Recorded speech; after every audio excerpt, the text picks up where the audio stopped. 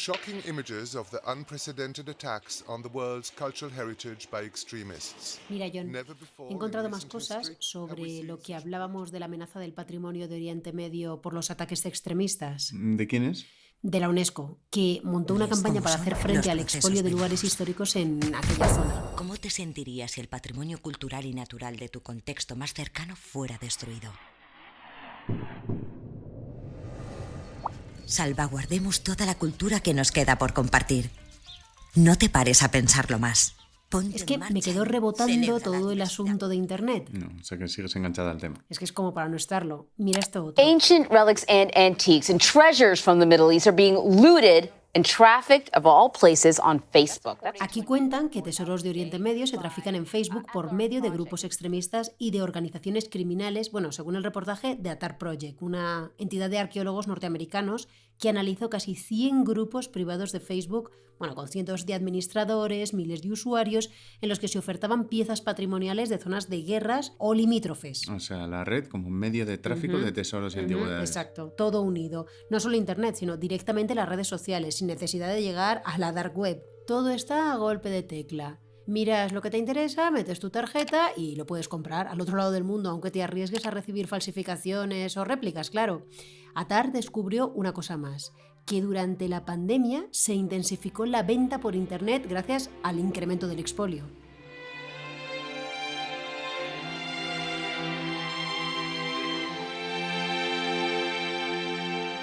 La fortuna. Episodio 6. Expolio a golpe de clic.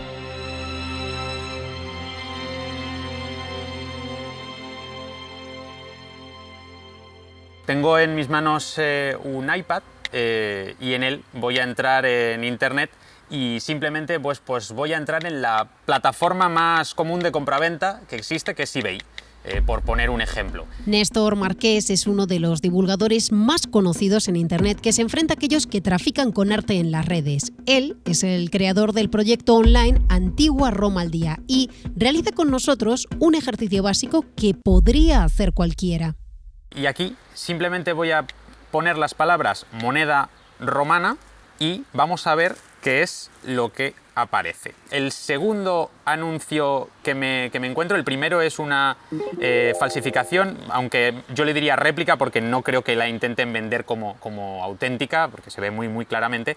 Y el segundo artículo que me encuentro es un lote de monedas romanas e íberas compuesto por 84 monedas. Son los restos de un botín de un expoliador. Es la purria que no ha conseguido vender de una en una y, bueno, pues a lo mejor las ha juntado aquí todas y se está deshaciendo de ellas.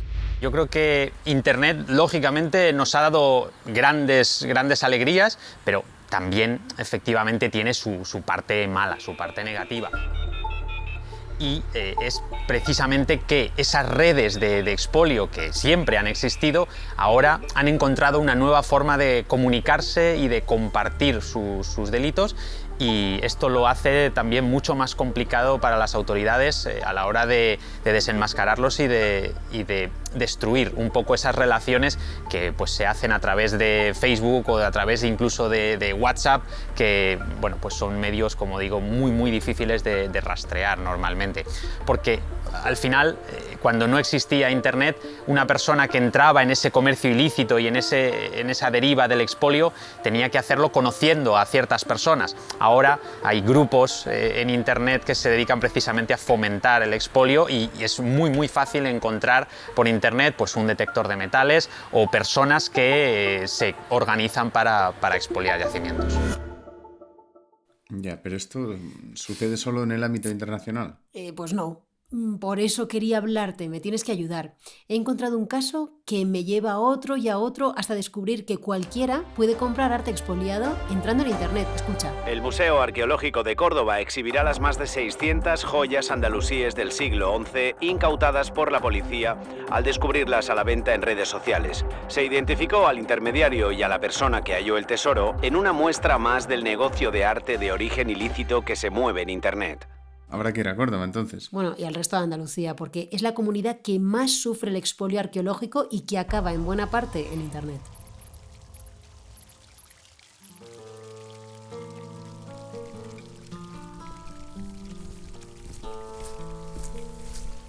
Estamos en Córdoba y pasamos por la calle del Portillo. Vamos dirección al Museo Arqueológico de Córdoba, hemos quedado con su directora, Dolores Baena. Vamos a ver la exposición Las joyas de la Marguilla, un nuevo tesoro andalusí. A ver, el GPS nos indica a la derecha. Fueron encontradas por un arqueólogo que estaba navegando en internet.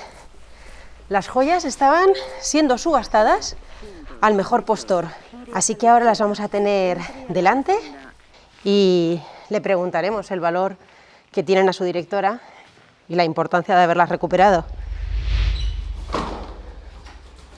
Hola, buenos días. ¿Había quedado con la directora, María Dolores Baena? Pues entramos en la sala donde está el tesoro de la Marguilla. Bueno, María Dolores, buenos días. Muchísimas gracias por recibirme. Gracias a vosotros. Tenía tantas ganas de verlo. Hombre, es una maravilla estar aquí porque yo creo que el propio tesoro impresiona bastante. Tenemos un conjunto de joyas que están fechadas entre finales del siglo X y principios del siglo XI y que tienen una característica común a todos los tesoros o conjuntos de joyas que aparecen de esta época, y es que están hechas con la técnica de la filigrana. Pero nos falta un elemento muy importante, o yo diría que nos faltan dos. Normalmente en estos conjuntos, que nosotros llamamos tesorillos, aparecen siempre monedas.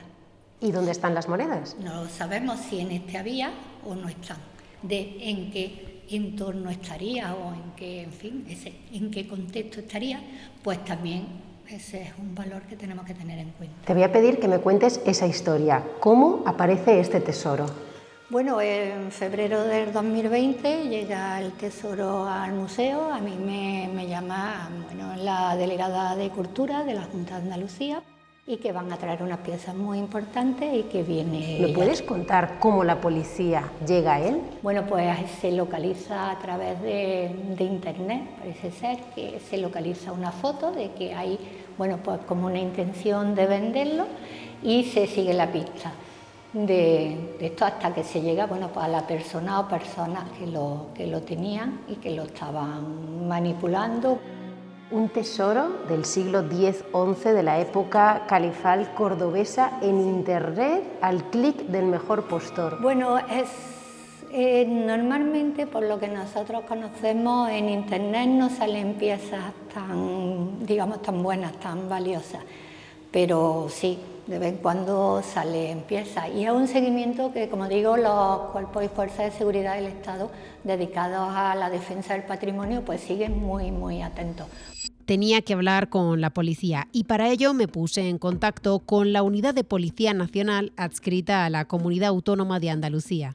Tras muchas vueltas di con la subinspectora encargada del tesoro de la Marguilla. Se llama Janet Lastra y tiene el caso más que presente. Sí, normalmente estamos orgullosas de nuestro trabajo porque es vocacional completamente. En este caso estamos especialmente orgullosos. Explícame cómo fue toda la investigación y cómo fue este caso. Sí, te resumo un poquito. Estas piezas es un agricultor trabajando el campo, pues se encuentra una vasija con el interior con pues mucha joya. Este agricultor, como es un hallazgo fortuito, intenta hacer, dentro de su desconocimiento total, que entiendo que tuviera, gestiones para ver el valor que ese tesoro puede tener, que al final pues no deja de ser un tesoro y tenemos esa idea romántica de me encontré un tesoro mío. Y en esos intermediarios pues nos salta la voz de alarma, pues porque al final tenemos colaboradores en muchos sitios y nos ponen sobre la pista para localizar a esta persona. ¿Cuál es el perfil del expoliador de patrimonio? Al final hay dos perfiles. El fortuito, o sea, el que se lo encuentra de repente y lo primero que le pasa es una bombillita en la cabeza que dice, ¡ay, que me voy a hacer rico! Y luego está pues el que se dedica mucho más especializado a ello. Estando en Andalucía, queríamos profundizar en ese aspecto de la tierra expoliada y por eso nos fuimos a buscar al hombre que denuncia a los que se llevan el patrimonio de todos. Él es Ignacio Rodríguez Temiño, azote de expoliadores, según le llaman en los foros de internet, autor de un libro con un título muy gráfico, Indiana Jones sin futuro, y director de la Necrópolis Romana de Carmona, que tiene 135 años como recinto protegido y es modelo en la conservación del patrimonio. Bueno, pues hemos llegado a Carmona, estamos a 30 kilómetros de Sevilla, vamos a visitar el conjunto arqueológico, está vallado, es una excavación romana, tiene cámaras, hay luces, está muy protegido. Vamos a hablar con su director, Ignacio Rodríguez Temiño. Adelante. Hola Ignacio, Hola. ¿Qué tal? Mucho gusto. El expolio es una destrucción intencionada con la finalidad de apropiarse de unos bienes bien para el enriquecimiento personal, una colección personal, o bien para venderlos y sacar un beneficio económico de ellos. Me gustaría que habláramos de esas figuras, de esos expoliadores. ¿Qué herramientas tienen? ¿Cómo expolian? Vale. ¿Cómo llegan a un yacimiento y se llevan las cosas? Bien, el instrumento fundamental para el expolio es el detector de metales. Y eso entra en España vía las bases de utilización conjunta americanas, concretamente Rota y Morón de la Frontera. Y un señor, casualmente barbero, que era el que les pelaba en la base, se da cuenta de la utilidad que tienen esos aparatos del no sé cuánto y les compra, claro, ellos no tienen que pasar ni aduana ni tienen que pasar nada, le compra estos aparatos y entonces los alquila, es de la Antejuela, que es un pueblo de aquí de la provincia de Sevilla, los alquila a la gente que, bueno, pues está en ese momento pues en paro o está, yo qué sé, trabajadores del campo. Entonces les explica cómo funcionan y en lugar de vendérselos se los alquila y se los cobra en materiales. O sea, si, lo que encuentran, ¿no? Claro, él se queda con una parte y el resto y tal. Y ese es el origen. Estoy hablando de los años 60 y tal, no había ni siquiera Ministerio de Cultura.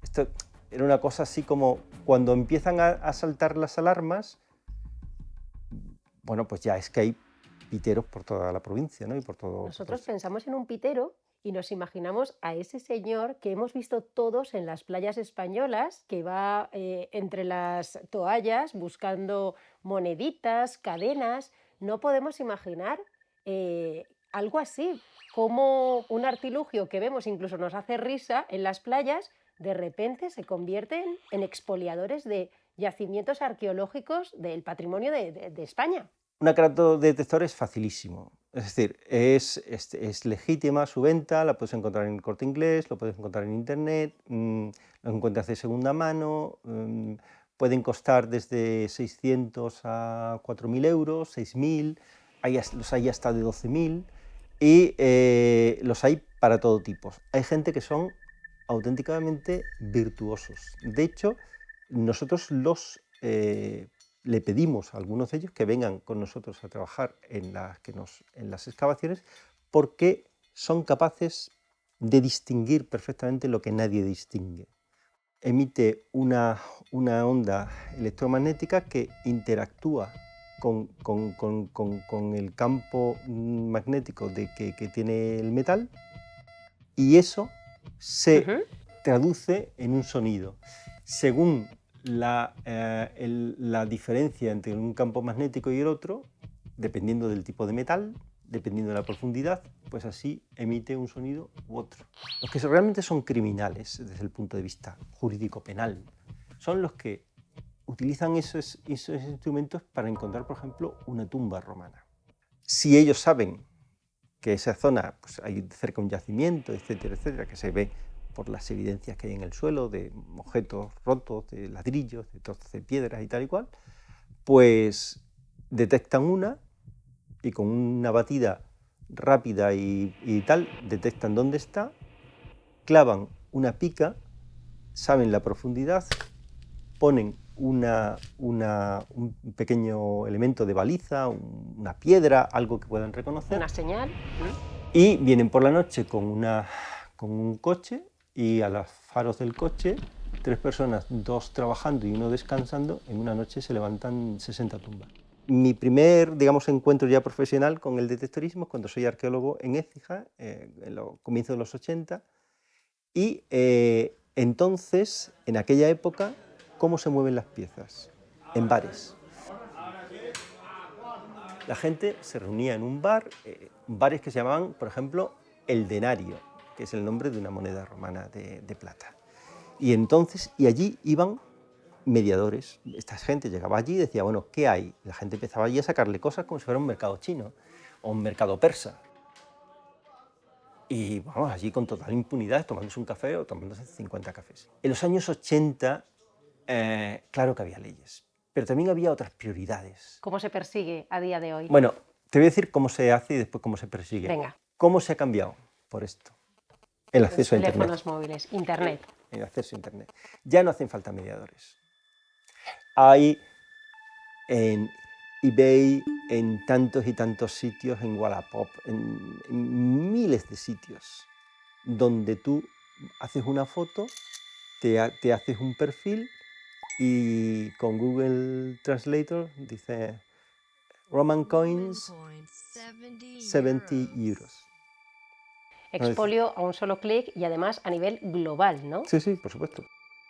¿Cómo se legaliza la pieza? Bueno, pues la pieza se le crea una documentación falsa.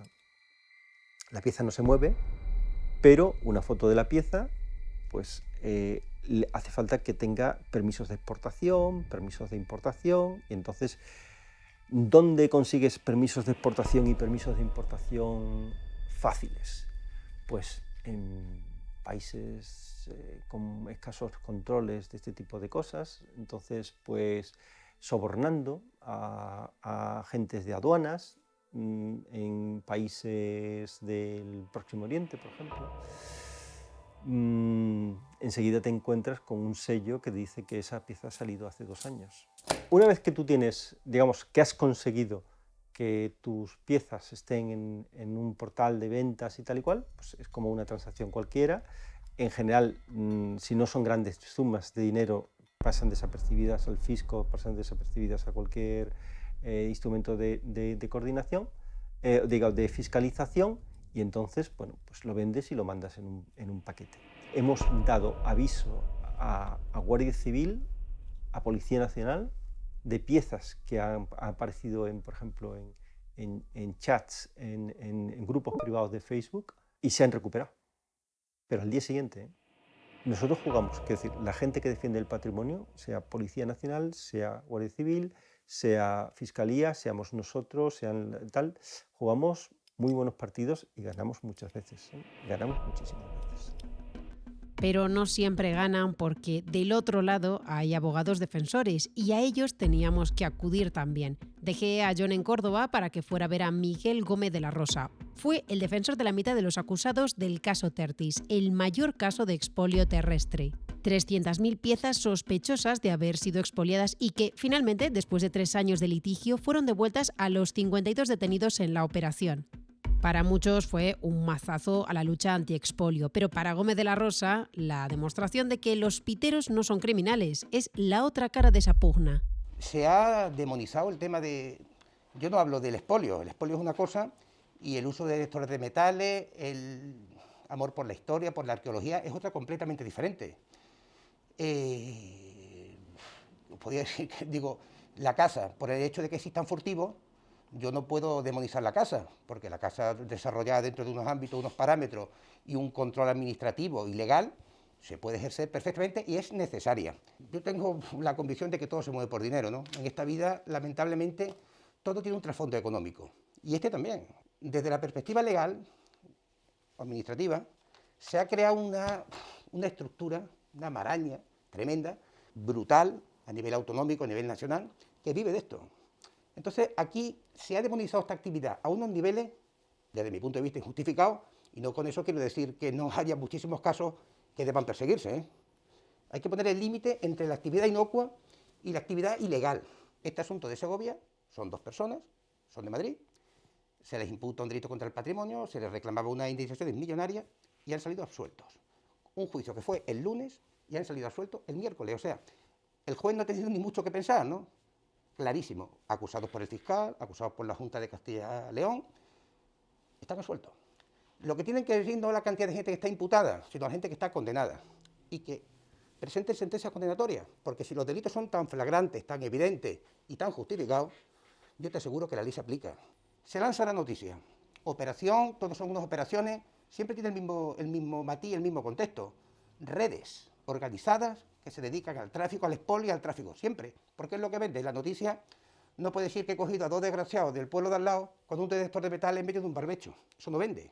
Pero después, cuando este tema de Segovia mismo, lo digo por recientísimo, termina en una sentencia absolutoria, no verás titulares, ni verás portadas de periódicos, ni verás telediarios, no.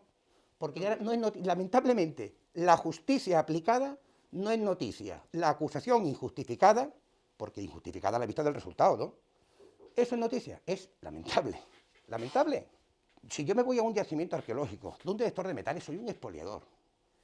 Si yo voy por el medio de la campiña de Córdoba, donde se labra y se cultiva de forma intensiva desde hace milenios, con un detector de metales, no estoy haciendo ningún daño. Eso es una actividad inocua. Regúlela, como hay en otros países de Europa, que somos muy adelantados para algunas cosas y para otras cosas somos unos retrógrados. Regúlelo. ¿Cómo crees que ha afectado Internet a todas estas prácticas y a estos mercados? Bueno, pues como todo, ¿no? Ha puesto en bien y en mal, ¿no? Es una posibilidad de acceder a un mercado de compra y venta, ¿no? Muchísimo. Lo que pasa es que, claro, eso está, es una de las principales fuentes de información que tiene hoy día la autoridad es las personas que ponen, digo, desde eBay hasta 1000 anuncios, ¿no? Por decirte, ponen anuncios de venta de cualquier cosa. Automáticamente van a por ti, o sea, eso es ponerte tú en la diana, ¿no?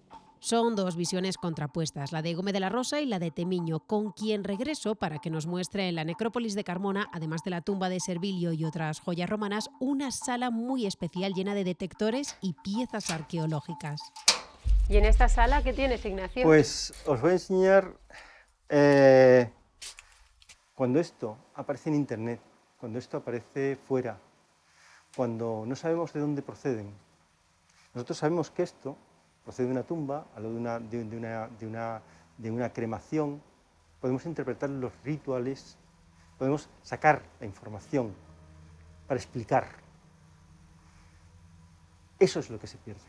Cuando recuperamos las piezas de Internet, por intervención policial, etcétera, etcétera, vale, el objeto lo hemos recuperado, pero toda la información se ha perdido. ¿Qué es lo que más se vende en Internet? ¿Qué es lo que más encuentras? Monedas. Hay compradores, normalmente son coleccionistas. Son gente que hace colección y que en Internet compra más barato, por ejemplo, que en una casa de antigüedades lícita, ¿no? Y básicamente eso. Después hay caprichosos. Depende, hay piezas espectaculares que compran museos. Es decir, que cuando uno va a un museo en Estados Unidos y encuentra piezas andaluzas, pues evidentemente se han comprado por ahí, ¿no? Después también hay mucha falsificación. Entonces, el mercado de Internet, el mercado sin garantías, sin procedencias, se está saturando de falsificaciones. El azote de los piteros. ¿Qué has hecho para que en los foros te llamen así? Bueno, pues la verdad es que cuando en esa época era el instructor de expedientes sancionadores por el uso no autorizado de aparatos detectores de metales y entonces me metía en foros de detectoristas y me identificaba, ¿eh? O sea, jamás me he puesto nombres artísticos ni nombres artísticos, ni nicknames, ni nada de eso, ¿no? Ignacio Rodríguez Temiño. Debatíamos en ese tipo de cosas y tal. Y la gente me llamaba, recuerdo, Temiño que Tendiño. En los foros socializan y en las webs y en las redes compran de un lado a otro del planeta. Y aquí asalta la pregunta, ¿tienen responsabilidad esos portales? ¿Quién las regula? Contesta Néstor Marqués. Bueno, yo pienso que las webs de venta deben saber lo que se está vendiendo en sus portales. Está claro que hay muchísimos objetos y no se pueden revisar todos manualmente, pero en estas categorías en las que especialmente hay una propensión a que se vendan piezas arqueológicas de origen ilícito, pues yo creo que sí deberían poner los medios necesarios para evitarlo. El problema de este mundo globalizado es que al final tú puedes comprar cosas donde quieras y cuando quieras. Entonces, aunque en España sea ilegal la compraventa de objetos arqueológicos expoliados y por tanto el expolio, en otros lugares esta legislación no existe. Y me viene a la mente alguna polémica pública que has tenido con algún personaje que hoy en día casi podíamos llamar medio de comunicación, y más si nos estamos centrando en un área específica, porque es una persona que es un detector que tiene millones de seguidores. ¿Cómo lo llevas con esas figuras? Mucho se habla acerca de quién es el mejor detectorista. Es otro vídeo más de detección metálica. El que sacó esta pieza. Aquí, ahí. Meca, mira, ¿qué es esta esto? otra pieza. ¿Qué es esta movida, tío? Algo jugoso. Sí, puede ser oro o plata. He decidido comprarme una máquina e irme al campo a buscar tesoros. El problema de estas figuras públicas o youtubers, básicamente, que lo que hacen es expoliar y usar detectores de metales presuntamente de forma ilícita, pues el problema que tenemos es que lo ven muchos jóvenes y lo ven muchos niños. Y bueno, pues nos están generando unas nuevas generaciones que van a ver como deseable ir como un explorador a encontrar tesoros. Una vez más, lo que estábamos diciendo, no somos buscadores de tesoros y no hay que serlo. Somos profesionales los arqueólogos y para eso estamos, para descubrir el pasado. Yo siempre utilizo una analogía que creo que es muy útil en este sentido. ¿A ti no te gustaría que si tienes un problema de salud y te tienen que operar, una persona que ha visto un vídeo en YouTube sobre cómo se realiza una operación quirúrgica sea la persona que te esté operando a ti en el quirófano? Tú estás buscando a alguien que tiene unos conocimientos de muchos años de estudio y que está especializado en medicina y en medicina quirúrgica para que todo salga bien. Pues con el patrimonio pasa algo parecido. El problema es que como no hay vidas de por medio, muchas veces cuesta un poco más ver un poco ese sentido. Estamos hablando de personas que se están apropiando de algo que no es suyo, que en realidad es de todos, porque al final el patrimonio es un bien común de todos los ciudadanos y nos están robando a todos y por tanto efectivamente son verdaderos piratas del siglo XXI, piratas tecnológicos tanto con los detectores como en las redes.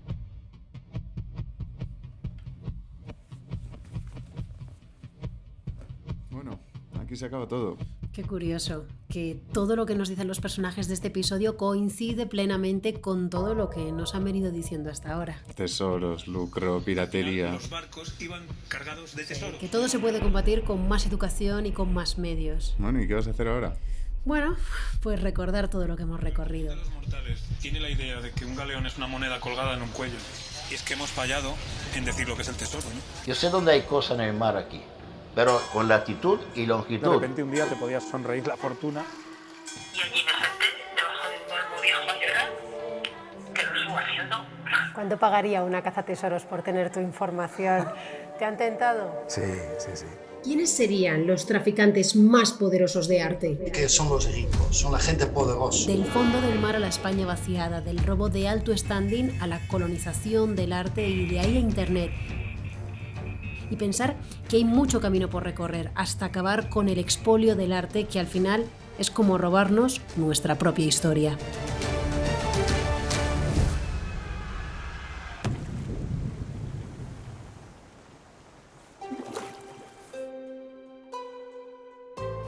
La Fortuna es un podcast original de Movistar Plus, producido por The Voice Village y Lavinia. Dirección y guión, Arturo Lezcano. Narración, entrevistas, investigación, guión y producción, Eichel González y John Elizegui. Sonido, Guillermo Reset. Producción ejecutiva, Ricardo Villa y Rubén Mayoral. Responsable de Transmedia de producción original en Movistar Plus, Miriam Lagoa. La Fortuna, un podcast de Movistar Plus.